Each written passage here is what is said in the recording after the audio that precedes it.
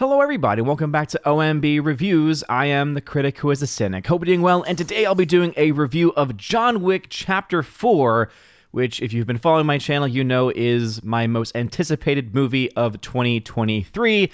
Was able to see this film last night in IMAX, in a pretty crowded IMAX theater, in fact, and that's probably where I'm going to want to start the review, is with the audience, because let's just say, if you're going to see this movie, go see it in theaters as soon as possible with a crowd, because it just makes the experience all that much better. Before we go any further, though, please make sure you smash that like button, slap that fire button if you're watching over on Odyssey, smash the rumble button as well. Also, make sure that you are subscribed to the channel with the bell notification on. That way you know every time the video or live stream goes live on the channel. So let's get into it. John Wick Chapter 4. Oh man, it's crazy to believe that we're already on the fourth film in this franchise, and it's a good one. It's a really, really good one. One of the biggest concerns that some people had, myself included, going into this movie was, okay, they're giving us a 2 hours and 45-minute film. This is a franchise where it started off incredibly strong with the first film, which is why I think you did see that doubling of the audience from the first film to the second film. And then also you had a really good story being told, and more of the lore of this universe, right, of the John Wick universe being told with the high table and all these other pieces and parts, right, being unfolded in the second film. And then in the third film, you had this incredible pieces of action, right? So that's how I've always understood them, is first film is just the best complete film, second has the best story, going into the lore, third has the best action. Well, John Wick 4, I can confirm and say without a shadow of a doubt, has the best action sequences by far compared to any of the other films. Whether it's John Wick on a horse, John Wick with nunchucks, John Wick doing crazy stunts within a car, right? Or just his typical gunfare. It is incredible to see what Keanu Reeves is able to do, because there's several sequences in this movie where you can tell it is John Wick himself, Keanu Reeves, doing his own stunts. Obviously, all of the sequences where he's doing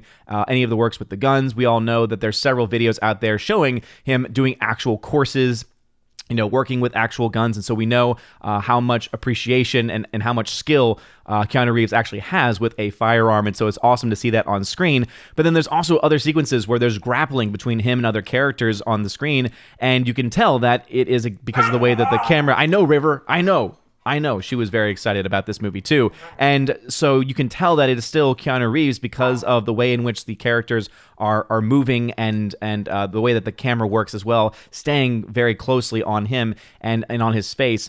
And it's really cool to see him be able to do that for the forefront. So going through the different parts of this film that I thoroughly enjoy, the action, of course, I think is the best part, because not only do you have these really well-done action sequences, they're also incredibly long and detailed with beautiful cinematography, with a beautiful underlying score as well. Though I will say, when you're in the IMAX screen, the score can sometimes be a little bit overwhelming because obviously, IMAX, you go in for the big sound, but there are times where I think the sound of the IMAX almost, for the music and how the music was tuned for the IMAX screen, almost just kind of overdid it in those action sequences. But even with that happening from time to time, they were still just a wonder to behold, right? You thought that you saw the best sequences. You thought that knife fight sequence in John Wick 3 was the best. Oh, no. I would say probably one of my favorites is the nunchuck sequence. There's a whole sequence that includes nunchucks. It was one of my favorites of the movie. There's also, of course, some great things that happen towards the end of the film. There's a sequence that happens with stairs, which I thought was almost going to be overdone a little bit. Like they were almost pushing it a little bit too far. But then when you recognize that there are humorous moments in this movie, whether it's Keanu Reeves doing his, very John Wick, yeah, or something to that effect, there are moments of levity in the film, which you really need, because this is a 2 hour and 45-minute film, and I felt like there was only about a 20-minute sequence basically within the middle of the movie that actually slowed down. Every other part of the film, you are just waiting to catch your breath because you're just glued to the screen saying, oh my goodness, I cannot believe what I'm seeing with these action sequences. And kudos to all of the stunt coordinators, the stunt coordinators on this movie, to all of the stunt men and women who are working on this film, and of course to Keanu Reeves himself, who for most of the sequences is his own stunt person. It's just incredible to see what they are able to do. For next year's Raven Awards, I cannot see any other film dominating this category of best stunt work of the year, especially with how many there are as far as stunt sequences in this movie. So if you like stunt sequences and you like them done very well, this is a perfect movie for you. You add on top of that a really good story. So this is almost combining John Wick 2 and 3 together. It has the awesome action sequences, probably I think the best of the franchise, and then you also have some pretty good storytelling as well. You get more information about the high table, right? John Wick, of course, is trying to clear his name. He has been excommunicado since the very beginning, and so now now he's been trying to get his way back in as best he can, trying to kill everyone and anyone along his way. And let's just say the body count in this movie is quite high, and you have all of these other things happening with the other characters, new characters being introduced. In fact, I will say I really like the introduction of Bill Skarsgård character. So he plays essentially this one character who is working on behalf of the high table. And he plays a Frenchman, and very menacing, but at the same time also he comes across as that person where he's like, yes, I'm gonna just circle my sugar into my cup of tea, but then I'm gonna slam a knife into your hand and make you make a very pretty rough choice. So again, really a great addition of that character. You also have a bunch of other great characters added in as well. You have of course Donnie Yen's character, and of course I'll call it Donnie Yen for any of the common any of the kind things he said about the CCP. That always needs to be called out, but doesn't take away with the fact that the dude is one of the best action fight sequence persons working still today. Also, the addition of Hiroyuki, one of my favorite sequences in the film where the nunchucks are brought in, is actually with another Continental. So as we all know, the Continental is a hotel chain, right? So there's the Continental in New York, which we all know very well, and there's been other ones that have been introduced, but now we actually get introduced into the Continental Osaka, right, based in Japan. And that is by far that's my favorite. When you have in that sequence where things are starting to go down at the Continental Osaka, and they start to get their weapons out, and it's all focused on much more traditional Japanese fighting tools, including a lot of swords and arrows and stuff like that. I just got very, very hyped. And I think what helped with the hype of this movie, especially throughout the entire process of the film, was the crowd. Even though it definitely was not packed to the extent that it wasn't like every single seat was filled, the fact that even in my row alone, I had someone who was, I had just one seat of room really between me and then the rows of other people in there.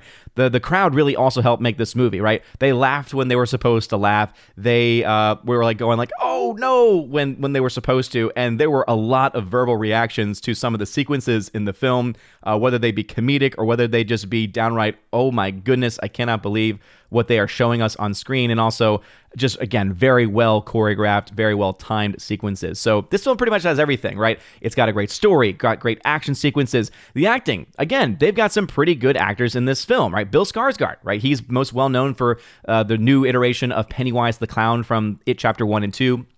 Which were the theatrical versions. He was also in Barbarian last year, I think, and I think it was last year, and he was great in that. But then also you have people like Donnie Yen, you have Hiroyuki Sanada, and again, I think that this guy is incredibly talented as well. You'll continue to have Ian McShane, Keanu Reeves, also. Rest in peace to Lance Reddick. It was beautiful to see him in this movie. I won't go into too much detail with the overall character because I do want to make sure that it remains and keeps its emotional weight to it. Lawrence Fishburne is still in the film as well. You have Scott Adkins in the movie, amongst a plethora of other very talented actors. And yeah, this film is just fun. It lives up to the hype. I will say that if I had any criticism of this movie, and the reason why I don't give this film like a 10 out of 10 is because I do feel that middle sequence, because it does slow, and again, it makes sense because you want to have some breathing room. It definitely slows to the point where, because the action sequences are so long and so well done and keep you on the edge of your seat and just make you so excited and thrilled, when you kind of bring someone down from that narratively, it definitely, you're so tired at that point that you're kind of like, okay, I'm feeling the lull here. It's a very short one, but I'm still feeling it nonetheless. So it's not like what you're seeing on screen is bad storytelling or is bad in any way. It's just that your body is basically just trying to recover. Your body and your mind are trying to recover from everything that has been seen thus far. So overall, if I had to put this film's ranking within the franchise, I'm still like between John Wick 1 and 4 here. I think John Wick 4 is at least the second best film, if not the best film in the franchise, because it's got the story, it's got the action, it's got everything that you would want from a John Wick movie. The reason why I always kind of go back to and kind of lean towards the first film is because it was a much more succinct story, a much more a much simpler story. And so I just appreciate it for that very reason, of course, and it got the franchise itself kicked off very well. And then ever since then, it's been just expanding and going, to places that were, again, very interesting and very well done and very well explored. But again, there's something about the simplicity of the first film that I always just appreciate. But this movie's definitely up there. I mean, I think that once this movie, once this movie comes out on physical media, cannot wait for the Steelbook release of this, by the way.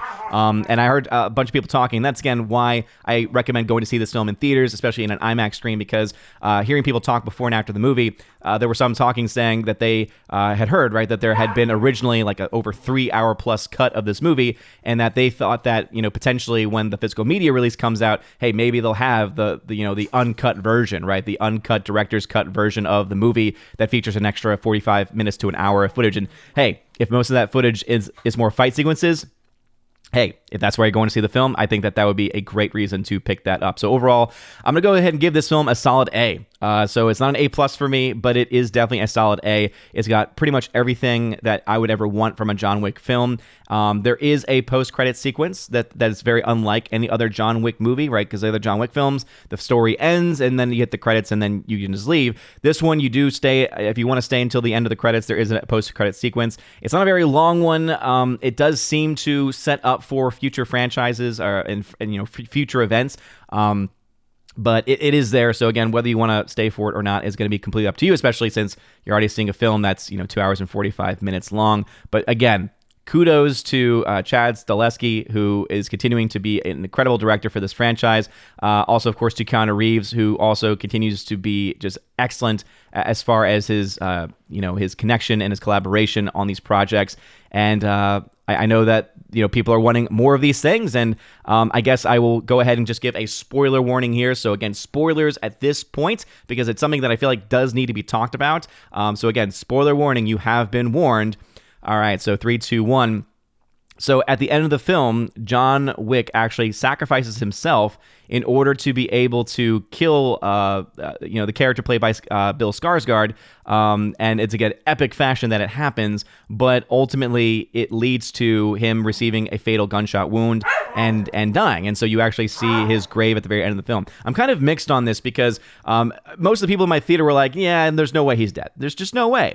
But at the same time, I felt like narratively, the way that they sent him off was so beautiful, especially with that sacrifice and with him whispering the last words of his wife's name, Helen, and then seeing that image from the first film where, it's him and his wife dancing together, kissing. I was like, okay, if this is the last film with Keanu Reeves, as far as like going forward, I know that there's going to be the film Ballerina that he's in, where it's taking place between, I think, 3 and 4 or 2 and 3, or it's somewhere in between, so it doesn't mess up that continuity. But with all that being said, I did think that was an interesting choice, because they have not been promoting this as the last in the franchise. They have not been promoting this as the last of Keanu Reeves. So I'm going to be wondering what the commentary on this film is going to be going forward with that now being out there. And so anyway, that's going to be it for me. What are y'all's thoughts about this movie? Did you think it was as awesome as I did? Was it too much action for you? Was it too long for you? Or was it, again, a good mixture of just really good storytelling and great action sequences as well? Again, thoroughly enjoyed it. Solid A from me. Let me know your thoughts about this film and anything else I mentioned in the comment section down below. If you like this video, smash that like button, like that fire button, Aussie, smash the rumble button. You're all amazing and beautiful people. Hope you have a wonderful rest of your day. And as always, God bless.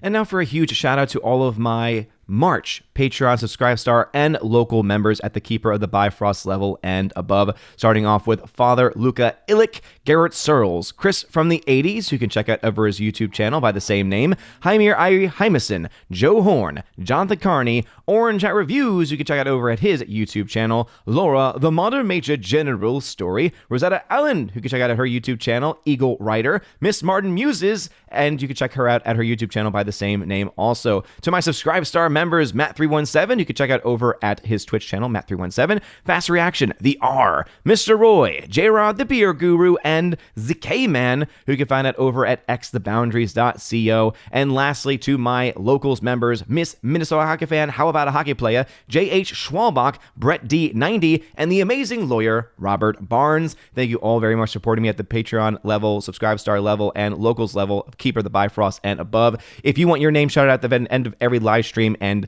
every video, make sure to check out the top link in the video description to find out more ways that you can support the channel, including ways to get access to a podcast and also ways to get access to giveaways that I do on the channel, and also, of course, to my coveted Chosen of Valhalla level as well. You guys are all amazing and beautiful people. Hope you have a wonderful rest of your day, and as always, God bless.